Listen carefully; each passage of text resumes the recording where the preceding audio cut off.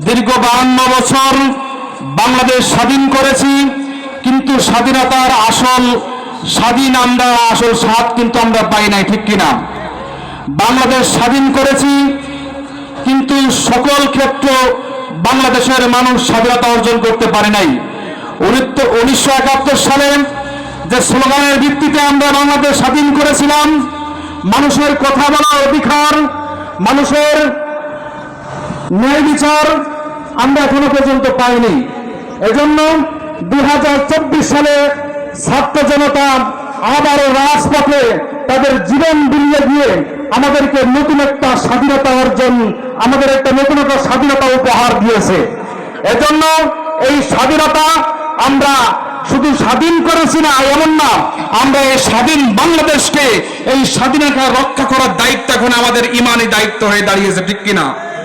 এজন্য এই বাংলাদেশে আর কোন দুর্নীতিবাজ আমরা দেখতে চাই না, আর কোন চাঁদাবাজ আমরা বাংলাদেশে দেখতে চাই না, আর কোন সন্ত্রাসবাদ আমরা বাংলাদেশে দেখতে চাই না। এজন্য আসুন আমরা সকলে ঐক্যবদ্ধভাবে, আমরা সকলে মিলে কাঁধে কাঁধ মিলিয়ে যদি আমরা ঐক্যবদ্ধ হতে পারি, তাহলে আগামী দিন ইনশাআল্লাহ আগামীর বাংলাদেশ হবে ইসলামের বাংলাদেশ, ঠিক কিনা? আগামী বাংলাদেশ আমরা বহু বাংলাদেশ দেখেছি, সবুজ বাংলাদেশ দেখেছি, স্মার্ট বাংলাদেশ দেখেছি, ডিজিটাল বাংলাদেশ দেখেছি, আমরা কারোর বাপের বাংলাদেশ দেখেছি, কারোর স্বামীর বাংলাদেশ দেখেছি, ঠিক কিনা? আগামীর বাংলাদেশ আমরা দেখতে চাই ইসলামের বাংলাদেশ, ঠিক কিনা?